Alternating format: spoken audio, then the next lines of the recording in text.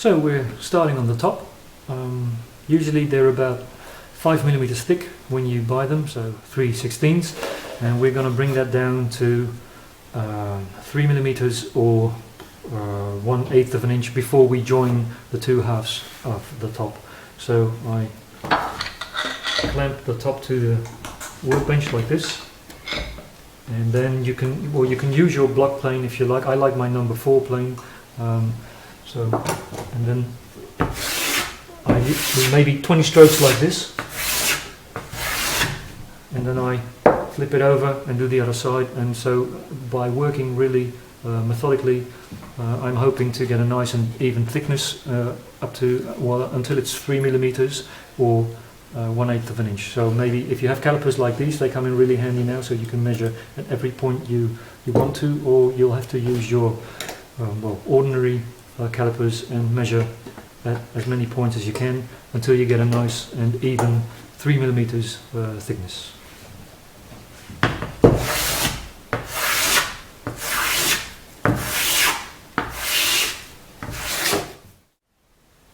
To join the two halves of the top together, once you bring them to the appropriate thickness, you can use a shooting board like this and your jointer plane. I made my own version of a shooting board. I made a fluorescent light there, so I don't have to take off the top and check it against a fluorescent light, or take it against some strong light and then clamp it back. So I leave it clamped and I check it like this, because I have that light underneath. So you clamp your top like this. I like to use a board over the top to even out the pressure, and like so, and then plane away.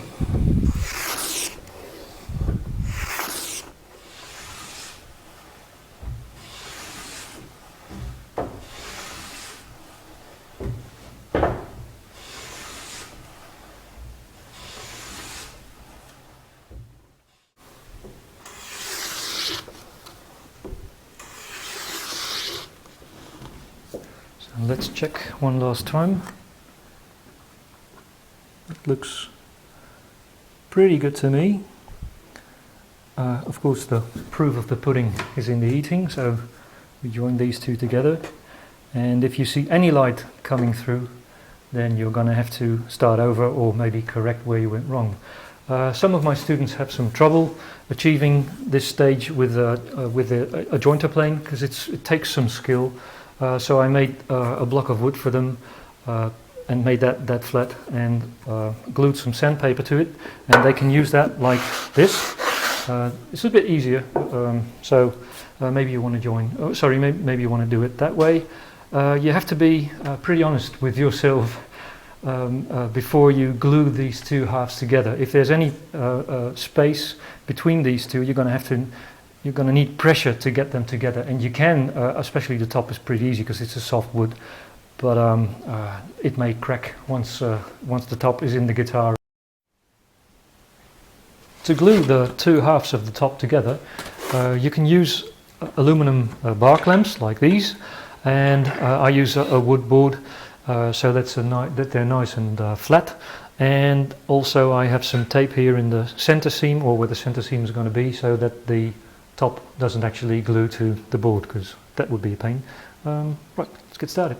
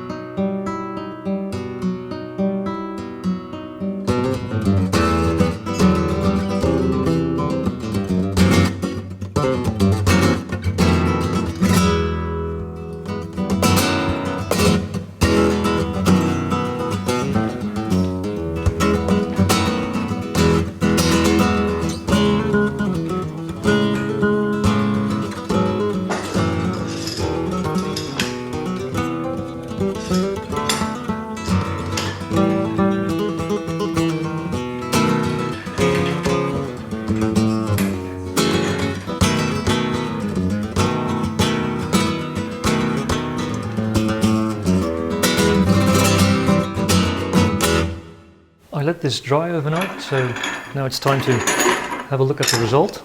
So I'm going to take away these clamps and see what happened here. We're not gonna bring the top to its final thickness yet. We'll do that later, but we do need to maybe sand away some squeeze out of the glue and make one flat surface. There'll be the outside of the top, so we can inlay the rosette. Well, this looks pretty good to me. As you can see, I've shifted the two halves of the top. This one's a bit lower and this one's a bit higher, and that enables me to find my center line when this is all sanded, because it's very hard to see. If you're using cedar especially, make sure that your bench top is really clean from now on, because cedar dents when you look at it. I've drawn the outline of the guitar to the top. If you're wondering why that piece is missing, I needed that for repair. And now I'm going to take my fret saw and cut out the shape of the guitar.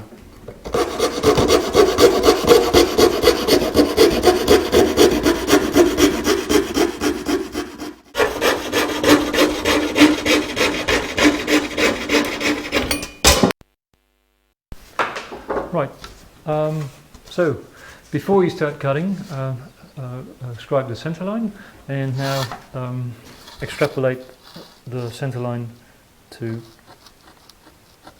the to this side of the guitar, up the top, like this. And now we're ready to start, well, roughly thickness the top.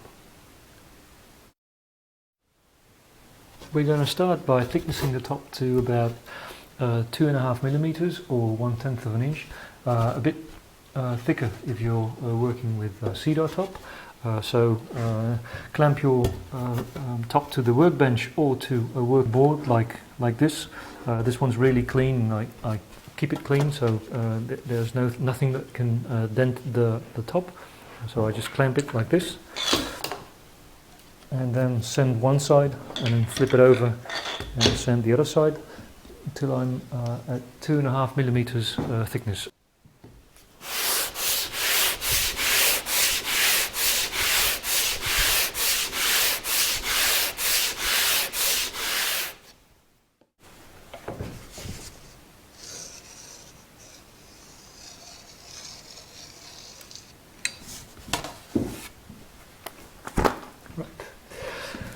I'm at 2.4 millimeters now, so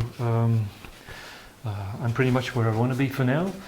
So I'm going to switch to 220 grit, and that's going to be on the inside of the guitar. Once I've done that, I'm going to draw the pattern of the braces, and then flip the top over and indicate where I want the sound hole and the rosette. My top's going to have a final thickness of 2.2 millimeters, I think, in this case. You can feel by flexing and by tapping it how thick you want it. It'll probably end up about 2.2. Cedar tops are usually a bit thicker. If you want to be on the safe side, then go for a classical maybe 2.4, 2.5, and for flamenco 2.3, 2.4. So then at least you're safe.